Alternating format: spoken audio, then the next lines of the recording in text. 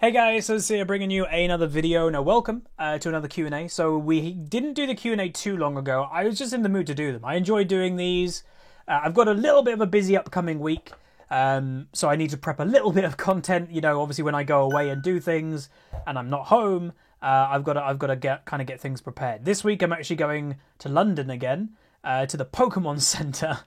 Oh god, so yeah, there's a pop-up Pokemon Center in one of the shopping centers in London, and the queuing is crazy. I'm literally going to be leaving the house. I'm driving basically to like a train station nearby to London, and I'll be leaving the house probably about 6 a.m. So that's going to be fun. But you know, it's the first time it's ever happened, a pop-up Pokemon Center. There's exclusive London Pokemon items there, so I was like, hey, why not? And you know, we're making a day out of it. We're going to like really good food, and we're going to Chinatown and stuff like that. So it should be a really good day. But yeah, right, so the Q&A. We'll also mention we're going to be giving away some of the Darius bundles here on this Q&A. The reason why is because if you're watching this video, these videos don't do a crazy amount of views, but I do them because I just enjoy them. So if you are watching them, that means you are supporting me like the utmost. Like, you're not just watching the commentaries, the main reason people are watching. You're also watching, obviously, this Q&A. So all you got to do to enter is be subscribed, like the video, and comment down below. Again, Darius bundles, I've got codes for EU West, North America, but if you are EU Northeast, you can enter as well. But just keep in mind, the codes are for EU West, so what you have to do is contact Riot Support, say you want a code, and they always say reluctantly, you know, they're like, oh, we normally don't do this, but they will give it to your account on EU Northeast. Anyway, got a lot of questions for this Q&A, so we'll just go through them basically. What type of content am I planning on making in pre-season? Two main types. The main one and the main series will most likely be a Smurf series. We're, you know, very close to the Smurf account being level 30, and we're going to do something probably called Rush to Diamond. I'm not sure how much we're going to rush, but we're going to take it seriously. We're not going to just joke around on a Smurf like we normally do. We're going to take it seriously, and we're going to be very heavily going into education in that series. That's the point of that series, is going to be education. How do you climb going into it? Doing wave management. Like, it's the first time that we're ever going to do like a serious Smurf climb. With obviously champions that I know I'm good at and all that. And also, you know, with that Smurf series, we're learning the new changes together as well. So that is going to be a very heavy Smurf education content series that I'm looking forward to. And that isn't that far away. That's a couple weeks away. I think the season begins on like November 18th, or pre-season, sorry, like November 18th or something like that. So that is when roughly I'll probably be recording my first day with, you know, recording the first day of pre-season will be the first day of that series, you know, maybe, if I can get the video done in time. Next up, am I excited for next season, season 10? I am very excited. I'm always excited for a new season in League. When Riot haven't announced any crazy things, you know, obviously I was not very excited for season 6 because of dynamic queue. I wasn't very excited for season 9 because of the potential of role ranked. But they're not doing any of that. You know, they're not crazy doing any changes that nobody asked for. You know, the Summoner's Rift map, but people go, no one asked for that. Yeah, people were, like, in the background, especially people like myself that have been playing the game for 10 years. Change is good, and yeah, it's not dramatic change. It's not going to change what League of Legends is. It's not going to change how you play ranked. It's not going to do any of that. It's just updating what is already existing. It's adding to it. You know, a lot of people have said, oh, the alcoves, they're pointless. That's the point, though. They're not taking away from gameplay. The only thing they can do is add, right? So in essence, they're not doing anything negative. They only can add gameplay. That's not bad at all. So yeah, I'm looking forward to it. I'm cautiously optimistic, and what I mean by that is Riot hasn't announced anything when it comes to the behavior problems in League or the MMR problems that a lot of people in Diamond don't belong to be there. They just got there the earlier this season and kind of stayed there with negative win rates the whole season. I would love if Riot officially said something they're going to do, like, oh, we're cutting off like the starting point for every account next season, like Platinum 4 is the highest anyone can get or something. That would be good. And then all the Diamond and higher people will go up to there, and then the people that don't belong to climb won't. I think that would be very, very healthy for the game. Obviously, my ultimate would be a hard reset. Everybody's MMR gets reset. It's 10 years. It's a long time for the MMR to be kind of the same. Let's reset everything. But I doubt they'd ever do that. But that's my dream. But yeah, I am excited for next season. A lot of the changes are pretty cool to me. The dragon changes I like. Still not convinced about the Elder Dragon, though. If I'm honest, I don't like that. It seems a bit too gimmicky for me. But the rest of the changes I do really like. What are my hopes to come out of preseason? Okay, so yeah, preseason is not just like a pointless time. A lot of people go like, why don't they just go into the next season ranked? When they're doing these changes, they've got to see if they are actually going to work. So what I am hoping from preseason is, well, balance, really. That's kind of what you're going for. Are the dragons balanced? Do they feel good? Do they feel rewarding? Are they too strong? Is the snowball too big? Is Elder Dragon healthy, giving everything an execute? These are the things that we need to find out in preseason, and that's kind of things that I'll even be trying to answer in the Smurf series. Oh, and I forgot to say the second type of content I just reminded. Two things we were doing. So one was the Smurf series. Secondly, we might be doing duo content, maybe on the main account with a few different YouTubers and streamers, just kind of like casually playing on the main account. You know, the rank season's over. We're probably going to end Diamond 2 this season, which is whatever. We've achieved Master. I will do a summary video of how I felt, you know, how do I feel I've done this season. We will do that video when the season ends. I don't even know if I'm going to play on the main account anymore this season. It just is a bit poop. But we will potentially be doing duo content. So you can think of the regular friends of mine who make content as well. We most likely are going to be doing some duo with them and uploading it to the channel. Because we've done duo with two people, you know, relatively recently, Bizzle and Vixie, and you guys have enjoyed it. You know, it's different to what I normally do.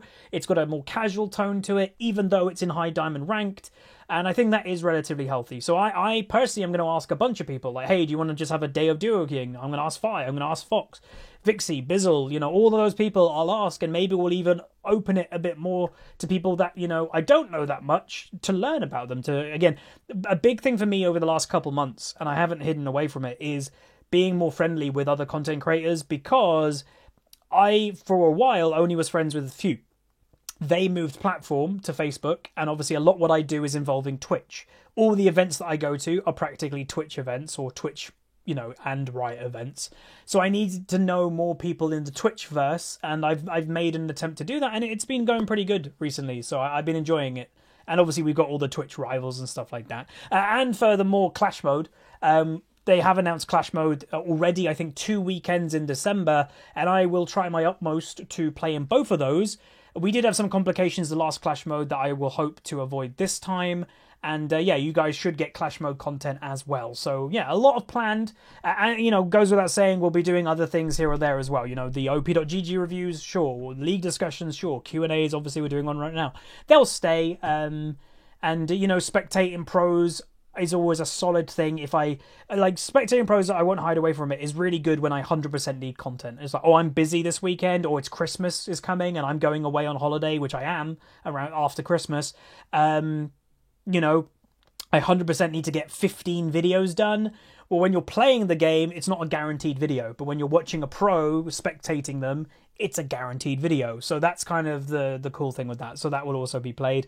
And also watching high rating people who probably will adapt to the changes even quicker than me will also be handy to watch too. So yeah, a bunch of content. It's going to be really good. I'm looking forward to it. Next up is... what role do I feel is the most important in the current meta, and why? And do I see shifting happen in Season 10? Okay, so I'd say the two most important roles currently, and we're talking solo queue here, by the way. We're not talking pro play, because pro play is different, although it partially is similar too. I'd say it's the mixture between jungle and AD carry. At least in my history, and that's what my experience. I can only talk about what I experienced. You know, the other day I said something and someone in the comments was like, "Oh, you're being an idiot." I don't see Zed in my games in solo queue pretty much ever. Like, I got one today, and that was probably the first Zed I've personally seen in my main account or whole diamond or whatever in over a week. And someone's like, "Oh, he's in the most top 10 picks." I don't look at that stuff. I'm going off what I personally experience, and I don't see Zed. So I personally experience, whenever a jungler does well in the early game, and especially when that jungler gets that AD carry ahead, it doesn't matter, you're probably going to lose the game.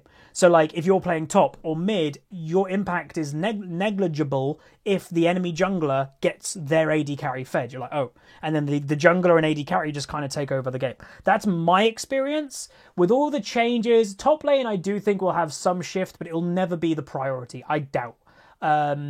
I really doubt it'll ever be the priority. Mid lane might have more priority next year, because double Rift Herald, the mid laner can go help with that, and the priority on dragons, the mid laner can go help with that. So the mid laner is in prime position to go help both sides, where generally, you know, everything has been weighted to bot side recently. Well, now with top side having 2 Rift Heralds, etc., it does weight it more both sides, and the mid laner's in the middle. So yeah, jungle will naturally always be crazy, you know, popular. Instead of maybe it being jungle and AD carry, maybe it'll go jungle mid. I do rate, by the way, jungle as like the lane for solo queue, or the role for solo queue. It's always been generally that way. You're the role that can get all of your teammates fed. You affect everybody. So if you're having a good game, generally your teammates are having a good game.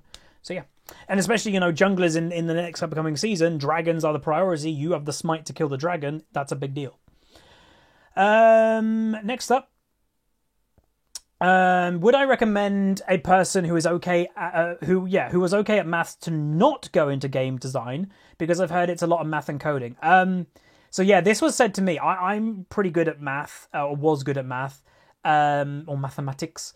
And obviously I did a computer science degree specializing in game design. Did coding, obviously.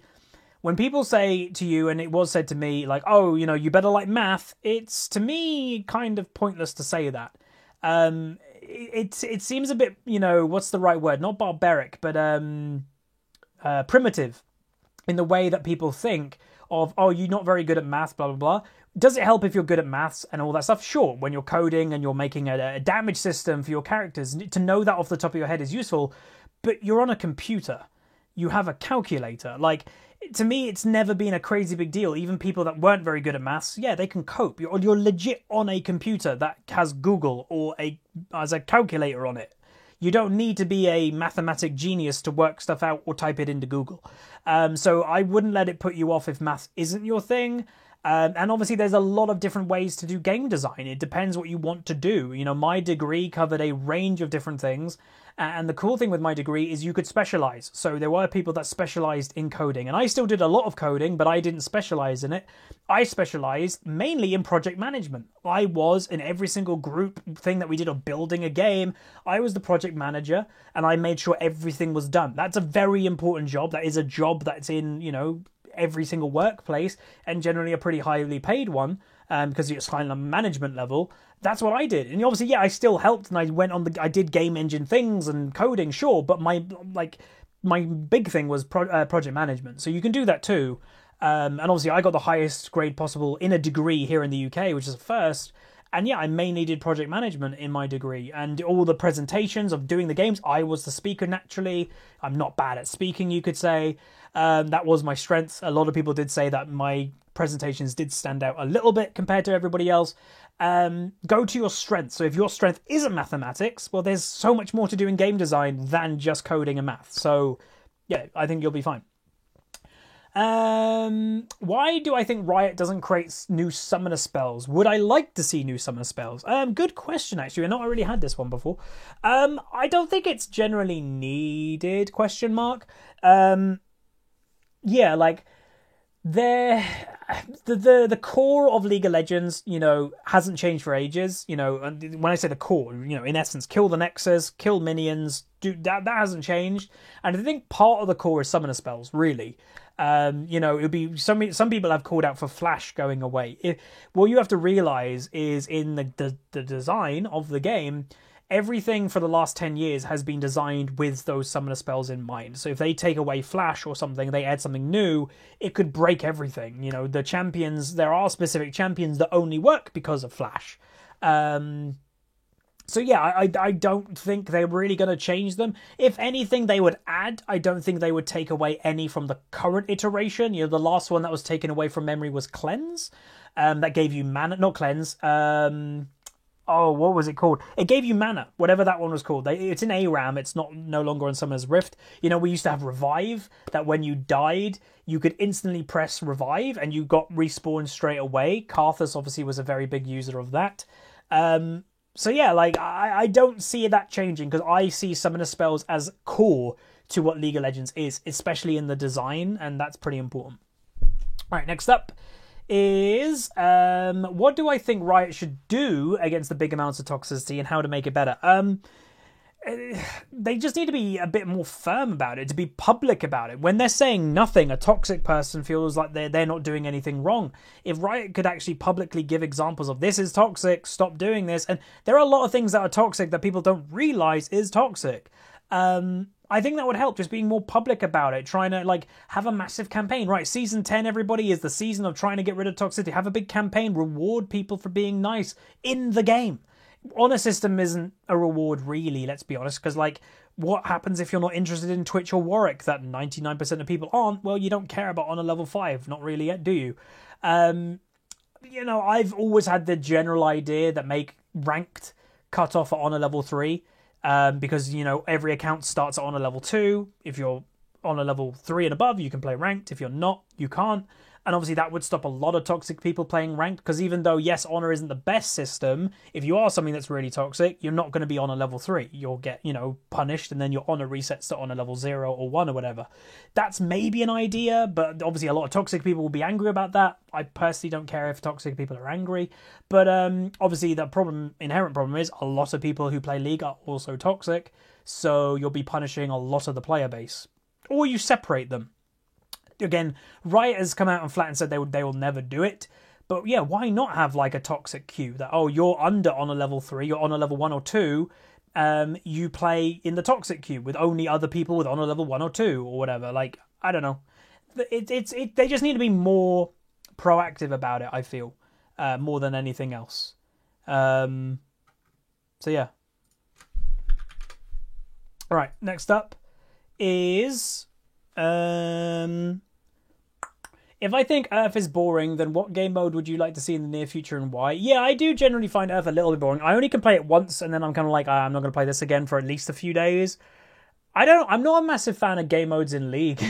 Like, of actual League of Legends game modes. I've never been, like, into them that much. Like, ARAM is the one that I'm into the most out of all of them.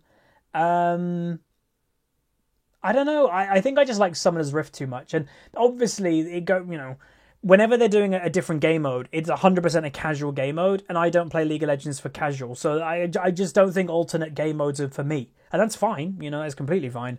But, yeah. What skins do I not have on the main account? I'm missing roughly about 6 or 7. So, again, I'm not actually logged in on the main account right now. I'm missing Triumphant Rise, even though I should have that skin because I did win a Riot tournament, but it was just never given to me. I might need to talk about that to a Riot to be like, yo, gimme. Rusty Blitzcrank. I did again. I had the option obviously to get it in recently when there was like, you own everything possible, have a free skin on us. Obviously, I picked Pax Twisted Fate. In the list that I was given, I didn't own Rusty Blitzcrank and the original Championship Riven. I never bought it. I got the new Championship Riven, but I didn't buy the original for some reason. I wasn't a skin collector back then in Season 2. What else? King Rammus, UFO Corki I don't own, Silver Kale I don't own, Human Rise I don't own.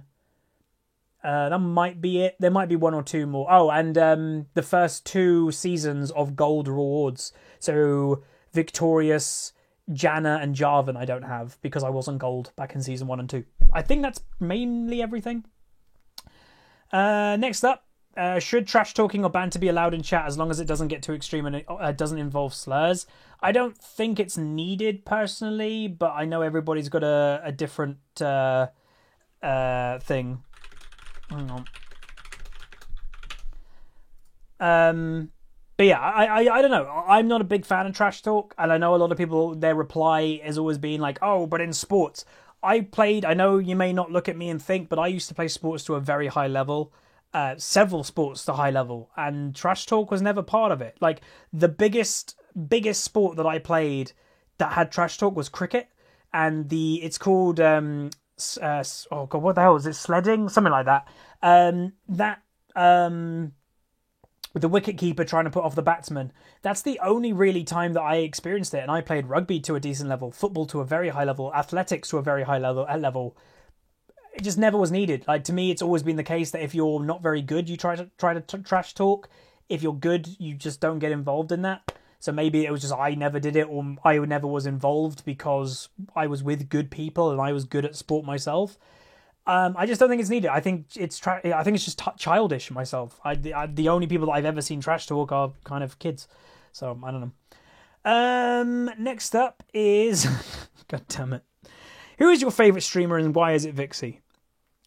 I'm not answering that. Do I think League of Runeterra will be a big competitor for Hearthstone and other card games? Oh god, yeah. I think it's going to be very big. I foresee. I don't know. Like Hearthstone is obviously the big boy in the digital card game verse at the moment. I do potentially see Legends of Runeterra overtaking it. Pretty much because it doesn't have the controversy behind it. Hearthstone has always had the paywall, and if as long as Riot doesn't do that, and I'm pretty confident they're not, that's an instant improvement.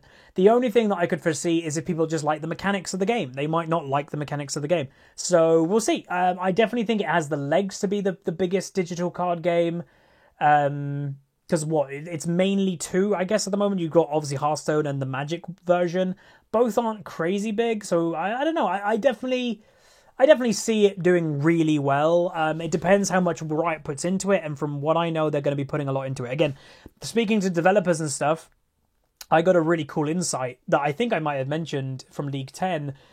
They never expected TFT to do well, by the way. They threw that together in a couple months, reacting to the global kind of surge of an auto battler.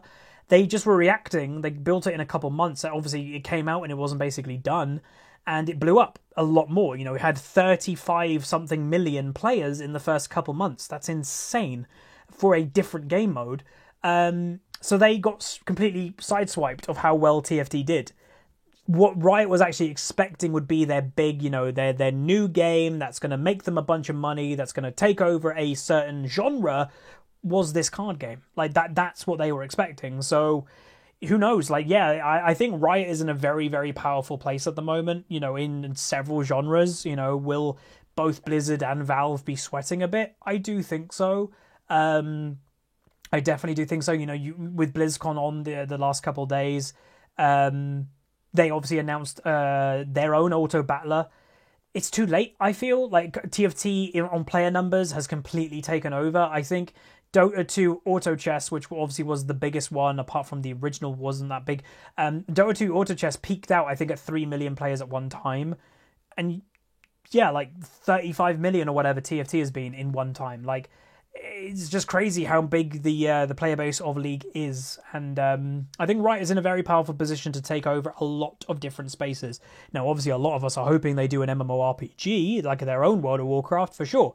And even though I'm hyped for World of Warcraft again with, the potential, the new expansion, I'm very interested to see what's in store for Riot. The new fighting game, the card game, the Diablo kind of thing, because obviously Blizzard also announced Diablo 4.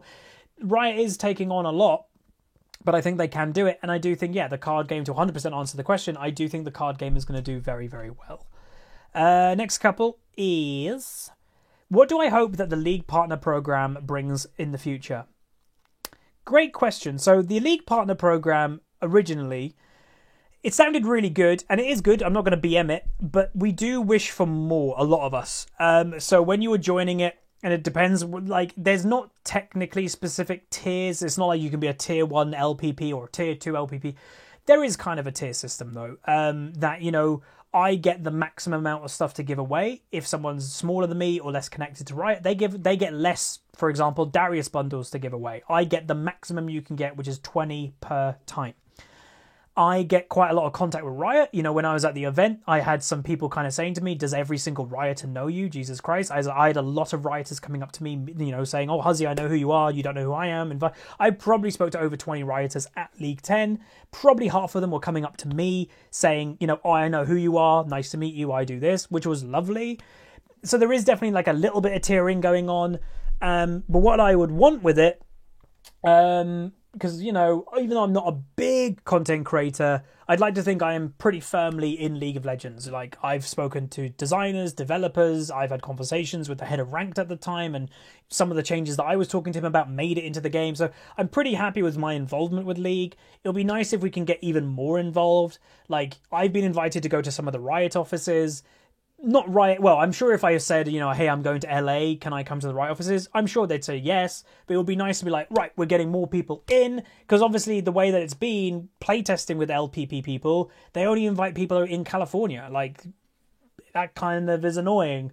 So it'd be really nice if they're like, right, we're going to invite a bunch of UK people to come to LA this time instead of the local people that we always invite. Because, you know, it's always the same people, Scar and stuff like that. They go to everything. So a little bit more diversity would be good in the League Partner Program, because more diversity from inviting people to give feedback equals a more spread of opinions. Because when you're inviting the same people to give feedback, you're just going to get the same agreements and the same disagreements. You need a different type of people to come to get a different spread of opinions, which I think they do need to do.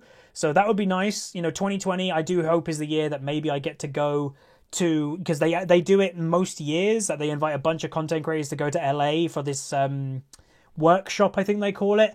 I've never been invited. I think Fi went a few years ago. I think Kiandi's been. So I'd love to get invited to one of those. And as for like other things at LPP, yeah, giveaways are cool. It'd be nice to do more than that, or give other things away, not just bundles. Like, hey, we're doing, I don't know, like I've thought for ages, why don't we have our logos as summoner icons? And yeah, don't do them, like, don't do thousands of them, do a limited run. Like, hey, you have 100 of them to give away.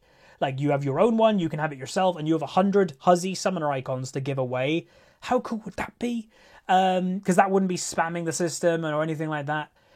Other than that, more events, invite LPP people to more events. You know, especially here in the UK, there are hardly any events. You know, that's kind of, you know, speaking to writers, why did they host League 10 in London? Because they don't do anything in the UK. You know, even, you know, the Worlds is in Europe right now, and there's no London stage. So they were like, you know, you guys missed the London stage in Worlds, so we're hosting League 10 here. So that was nice. More events would be great. I don't know, just more involvement. It's always nice. We've been more involved in the last couple of years, and I think that has really helped the game. And obviously I'm biased, but yeah. All right, next up is, if you could choose one preseason change to get reverted, which one would I choose and why? Probably the Ender Dragon right now is how I'm feeling, but without playing it a bunch, I've played maybe 3 games with it so far, 4 maybe. With preseason, we'll get a bigger idea. What do I think about season? What do I think in season 9 that made toxicity worse? The game quality, the MMR being broken in the early season, making people be in different ratings, the transfers. You know, there was so much transfer abuse that was happening this season. You know, Diamond 1 Turkey players who wouldn't even be Diamond 1 EU West getting transferred and being in Diamond 1 EU West. It's like, that was just really bad. It's just, add all that stuff together, it just makes for an unhealthy environment, pretty much. If Riot made a Huzzy skin for me, what champion would I want on it? I think Rengar's the natural, and you could call, like, he's got kind of a mecha skin already, but you could do kind of my logo obviously as Rengar pretty easily. If not, I guess, well, a gender, what do they call it? A gender bender Nidalee? Is that the right term? That you flip the gender of something, do a male version of Nidalee, and my lion, like the human version is me, and then the cat version's my lion, I guess. That could be kind of cool. Next up is, would I ever do a series where you review viewer games? Could just be when games are bad and you need content. We used to do that. We used to take in viewer games, and if it is something that you guys want, we could do them. But the inherent problem was, I generally, when I'm making content, want to learn stuff myself, and I generally don't learn anything when I'm watching viewer games. When we're watching, obviously, Challenger people or the Pro Spectates, I'm learning a lot from watching those, and you guys are. So that's kind of why we stopped them, is because we just moved the spectates from being viewers to pros or challenger. So, but if you guys really want it, like, maybe I'll make it a perk for being a tier 3 subscriber on Twitch or something. Like, I don't know, maybe. But yeah, it's possible. And then the final question is, what is my most played champion ever? Honestly, I don't really know, because I don't play that much of a certain, like, singular champ. So let me go over my past few seasons of how many games have I got per champion. Okay, so this season, my most played champion has got 38 games. That's it. 38 games is my most played champion as Jace. Last season, my most played champion was Malzahar with 66 games played. Season 7, Malzahar again, randomly, was 69 games played. My one before that was Gangplank, with roughly 60 games played. Then Season 5 was Lee Sin with 83 games. Then Season 4 was Lee Sin with about 60 games. So you can say I do not play really over 60 to 80 games of an individual champion per season. I'm not that type of... I can't play one champion a lot.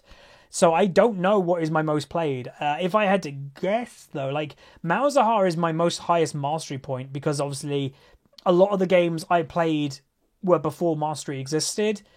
I would probably say Lee Sin.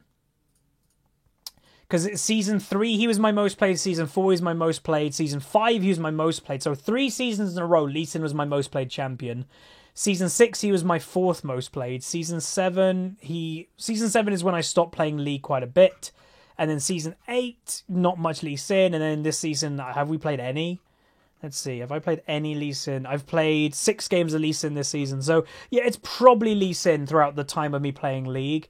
And, you know, as I said, Season 10, I might have mentioned it even earlier this season, Q&A, I am planning on being a bit more casual about it. You know, still wanting to get Master next season, by the way. But what I mean by that is I am going to duo a bit more. It's never going to be the majority of my games. That's obviously not what I do. But I am going to duo when I feel like, the solo queue is a bit, stressful at the moment. I'm going to duo. And, Lee Sin is a great duo pick, I feel. Great synergy, great with setting up ganks to a mid laner. And if you know you're playing Lee, you get your mid laner or your top laner, whoever you're duoing with, or bot lane, you get them to pick something for late game. So you're the Lee Sin, you're getting them ahead in the early game, they pick something late game, perfect synergy. So we might play more Lee Sin next season, for sure. And, practice him in the Smurf series. Like, obviously, in the Smurf series, Rush the Diamond, we are going to be playing multiple roles. I'm thinking we're going to play mid-top jungle mainly, and we will be playing my classic picks that I want to play in the upcoming season, and Lee Sin will be one of those for sure in the jungle. So yeah. Anyway, that's going to be it. Hopefully you guys enjoyed the Q&A. The footage on the screen probably would have been the Heimerdinger game that I played earlier, that we had the whole rage quit Evelyn. That was really annoying, and it got me going. And the Kayle didn't want to fight, and then, yeah, she rage quit, but we managed to turn the game because mainly of comp. The enemy team had a terrible comp. Full AD, all melee into an Evelyn and to a Heimerdinger. They just couldn't really do anything. But that's going to be it. Hopefully you guys enjoyed. Remember to enter if you do want to win a Darius bundle for EU or NA. And yeah, just finally, I want to say thank you to you guys for everything that you do, watching the videos, especially you guys that are watching to the end of this Q&A.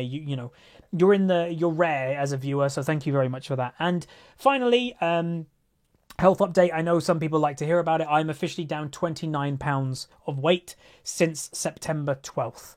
That is also 3 trouser sizes. If you know male trouser sizes, I've gone from a 40 waist to a 34. So yeah, it's been, when I began losing the weight and stuff, I could basically squeeze into a 38, and now I'm comfortably into a 34. So it's going really well. Still got a bunch to go. So yeah, and obviously I will keep you guys updated about that. And when I am finally kind of finished with the weight loss, which, I've still got probably about, I'd say 10 pounds to go, give or take. It's getting harder to lose weight now because obviously I've shredded a lot off.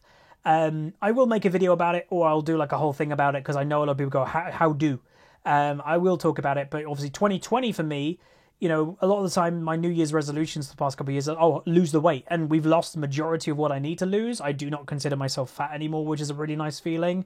My stomach side on is basically flat, which is awesome. In 2020, the New Year's resolution, instead of losing weight, is just get in shape. Get muscles and stuff again. Like, it's getting there. I could definitely feel I'm more muscular, but properly get there again. So, pretty good. Feeling good about it. But anyway, that's going to be it. If you guys did enjoy, throw a like on the video, throw a subscribe, and I'll see you guys next time.